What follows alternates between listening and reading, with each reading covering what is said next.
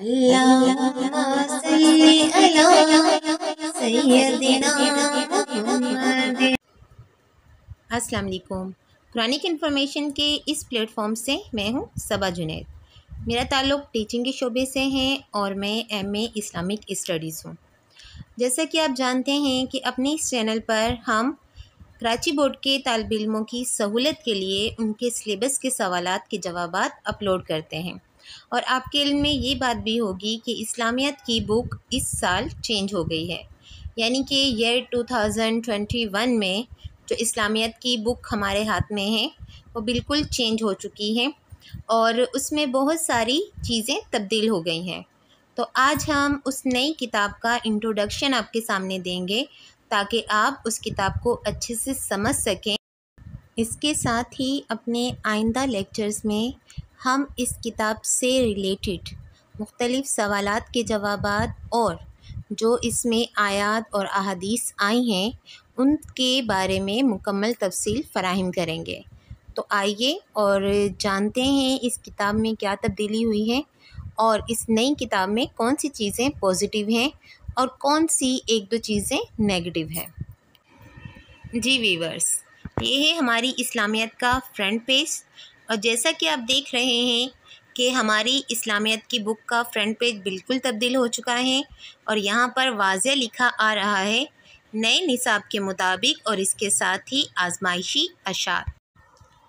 और ये हमारी बुक का बैक पेज है और यहाँ पर एज़ यूजुअल कौमी तराना और इसके साथ ही नीचे आप देख सकते हैं कि इसकी अशात जो है अगस्त 2021 में हुई है और ये पहला एडिशन है और इसके साथ साथ इसकी कीमत भी यहाँ दर्ज की गई है। जी व्यूअर्स, अब आते हैं इस बुक की सबसे अहम चीज़ यानी कि फ़हरिस्त पर। जैसा कि आप देख रहे हो कि इस बुक को मुख्तलिफ़ बाब में तकसीम किया गया है और इसमें जो सबसे अहम चीज़ है वो है ईमानियात और इबादत को अलग अलग बताया गया है। बाब अव्वल है कुरान मजीद, यानी कि इस बुक में जो अहम चीज़ मेरे मुताबिक है वो ये कि कुरान मजीद का तारुफ़, कुरान मजीद की अज़मत व फ़जीलत को बयान किया गया है जो कि पिछली बुक में नहीं था।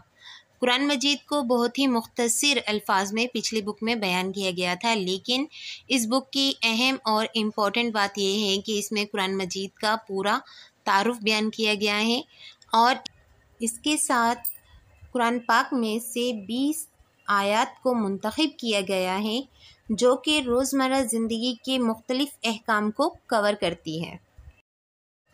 और बाब दोम है हदीस शरीफ और यहाँ पर फिर वही बात आ जाती है कि ये पार्ट भी इस बुक का बहुत बेहतरीन है कि हदीस व सुन्नत का तारुफ़ और अमली ज़िंदगी पर इसके असरात का भी तज़किरा है, क्योंकि पुरानी बुक में अहादीस तो मौजूद थी लेकिन हदीस क्या है और सुन्नत क्या है इससे रिलेटेड कोई बात नहीं थी। और इसके साथ ही इस बुक में 25 अहादीस दी गई हैं, हालांकि पिछली बुक में 20 अहादीस थी। इसके साथ ही इसका तर्जुमा और तशरीह भी इस बुक में मौजूद है। अब बात करते हैं तीसरे पार्ट की, यानी बाब सोम मौज़ूआती मुताला, जिसे मज़ीद 4 हिस्सों में बांटा गया है। अलिफ है ईमानियात, जिसमें अक़ीदा तौहीद और अक़ीदा रिसालत का तज़किरा है।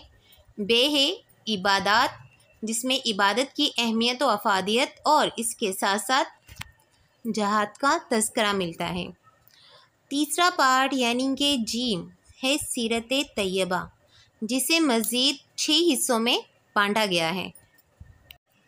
इस पार्ट में हज़ूर सल्लल्लाहु अलैहि वसल्लम की बइसत से लेकर मुख्तलिफ़ वाक़यात और हालात का तज़किरा किया गया है। इसके साथ साथ अहले बैत का तज़किरा है और सहाबाए कराम और अशरा मुबशरा का भी इसी पार्ट में तज़किरा किया गया है।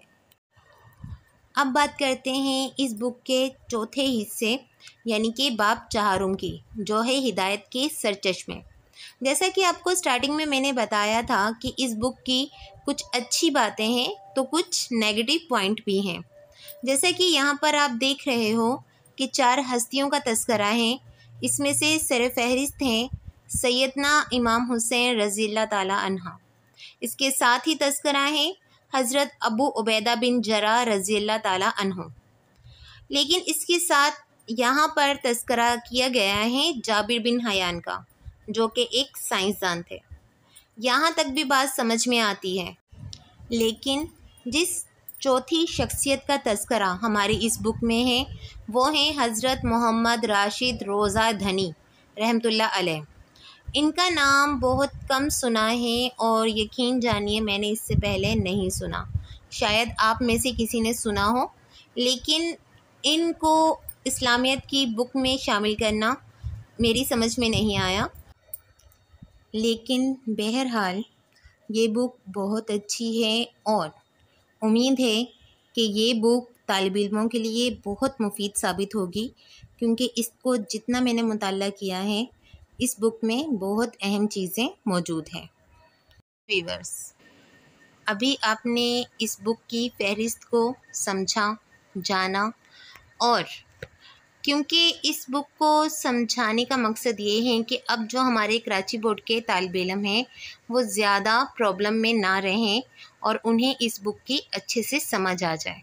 लेकिन इस बुक के इंट्रोडक्शन में अभी बहुत सारी चीज़ें बाकी हैं और वीडियो ज़्यादा लंबी ना हो, इसलिए अपने इस इंट्रोडक्शन के इस पार्ट को हम यहीं पर मुकम्मल करते हैं कि आज हमने फ़हरिस्त को अच्छे से डिस्कस कर लिया है। अब अगले पार्ट में कुरान मजीद और आयत के हवाले से हम डिस्कस करेंगे, तो इसलिए आपसे इल्तमास है कि इस इंट्रोडक्शन का सेकंड पार्ट आप ज़रूर देखिएगा। और अगर ये वीडियो आपको पसंद आई है तो इसको लाइक और शेयर करना ना भूलिएगा। तो मिलते हैं अपनी अगली वीडियो में, तब तक के लिए अल्लाह हाफिज़। अल्लाह आपका और हमारा हामी व नासिर रहे।